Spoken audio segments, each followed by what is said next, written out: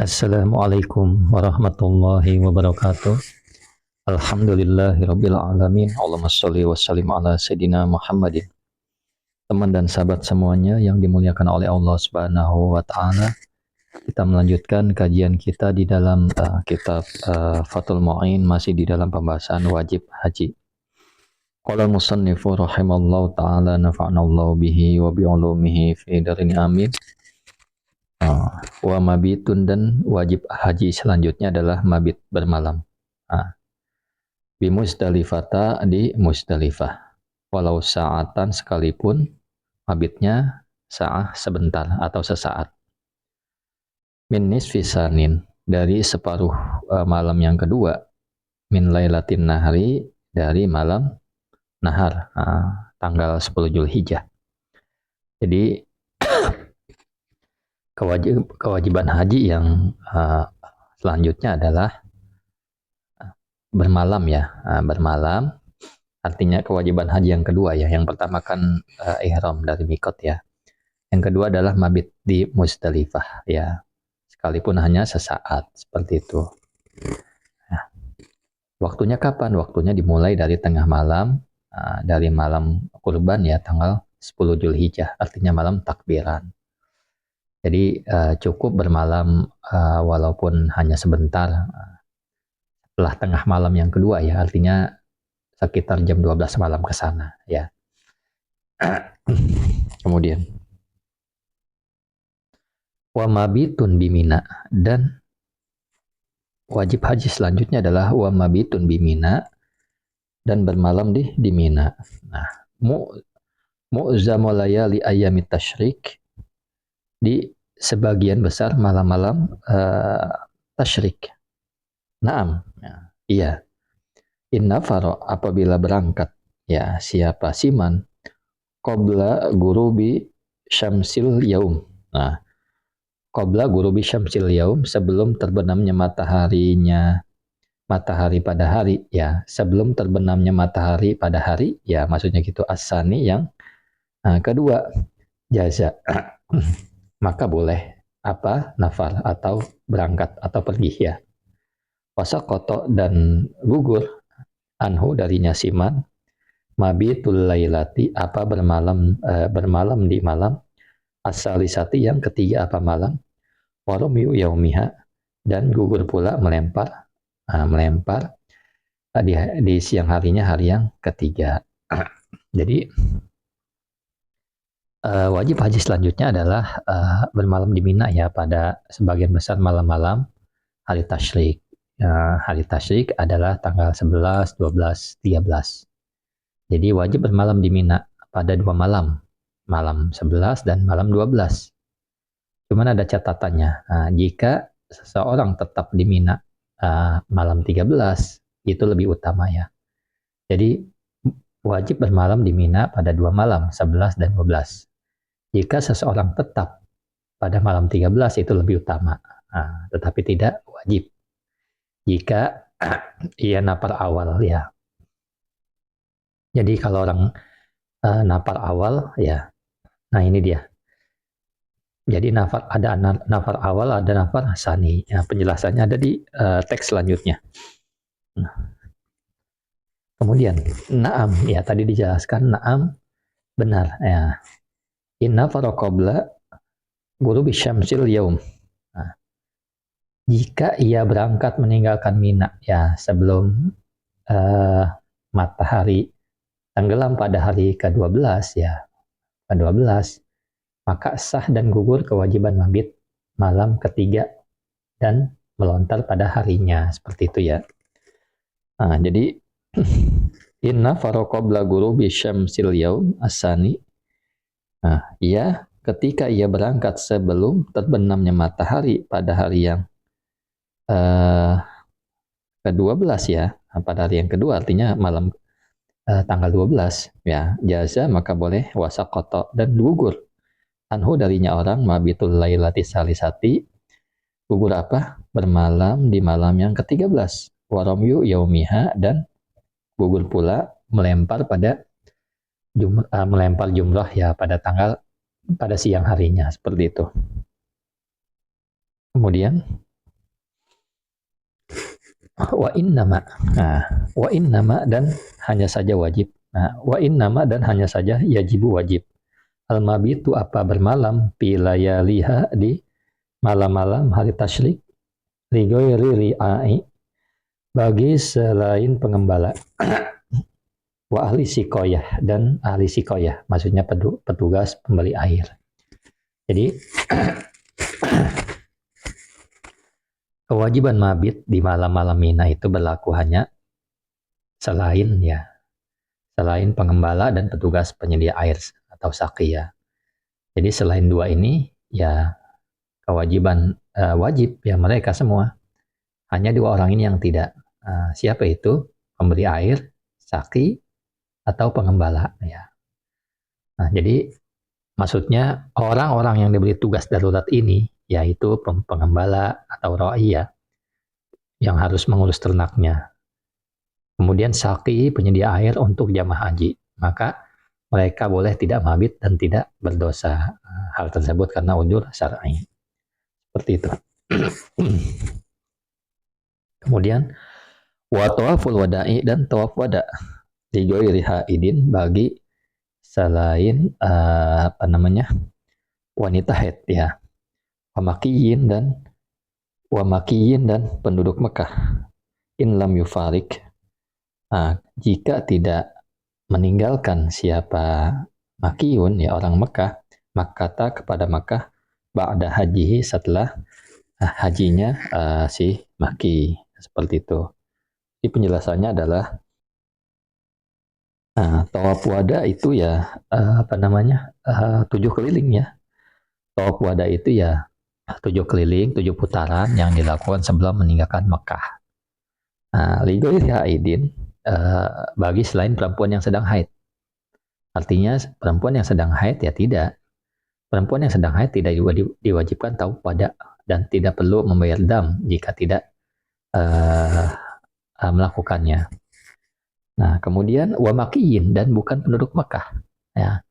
Penduduk asli Mekah tidak wajib tawaf wada karena mereka itu tidak meninggalkan Mekah secara permanen. Lain halnya orang di luar Mekah kayak kita di Indonesia, maka wajib tuh tawaf wada. In lam yufarik.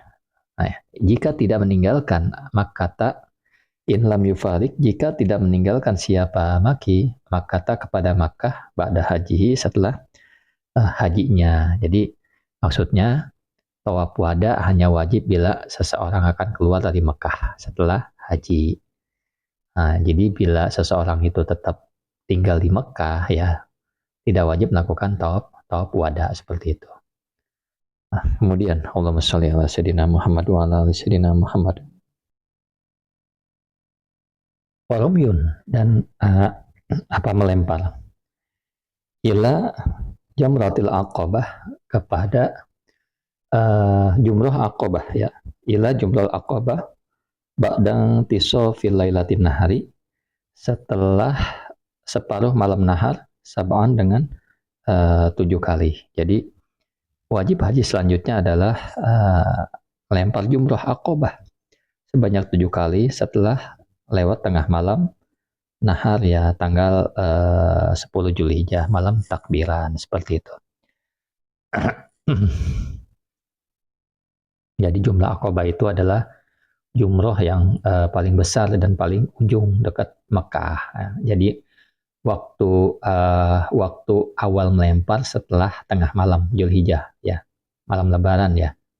Tapi Aprilnya setelah terbit matahari. Kemudian wa ila jamaratis salasi dan melempar jumroh yang 3 ya. Melempar beberapa jumroh yang 3 ba'da zawali kulli yaumin setelah tergelincirnya matahari ya di masing-masing hari min ayyamit tasyrik dari hari-hari tasyrik sab'an dengan 7 kali. Sab'an dengan 7 kali ya. Ma'atartibin beserta dengan tartib bainal jumrati di antara beberapa jumroh. Jadi gini. Wajib haji selanjutnya adalah ya selain jumrah aqabah tentunya jumrah yang 3 ya. Jumroh yang 3, jadi melempar ke arah 3 jumroh setelah tergelincirnya matahari, ya, yaitu waktu zuhur. Pada tiap-tiap hari tasyrik tentunya. Masing-masing 7 kali. Seperti itu. Jadi hari tasyrik 11, 12, 13. Kemudian, bihajarin dengan batu bima. Maksudnya adalah dengan perkara yusama yang dinamakan apa ma bihi dengan hajar. Walau akikon sekalipun batu akik, wabaluron dan batu kristal seperti itu. Jadi apa namanya?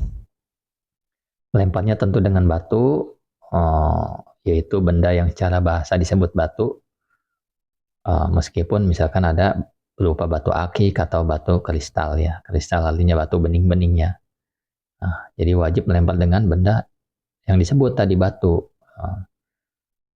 Jadi yang sah itu batu biasa, batu akik, kristal ya, balur ya. Tidak sah melempar dengan logam, plastik, kayu dan sebagainya ya. Kemudian Allahumma sholli ala sayyidina Muhammad wa ala ali sayyidina Muhammad. Walau taroka, dan jika meninggalkan siapa siman romya yaumin,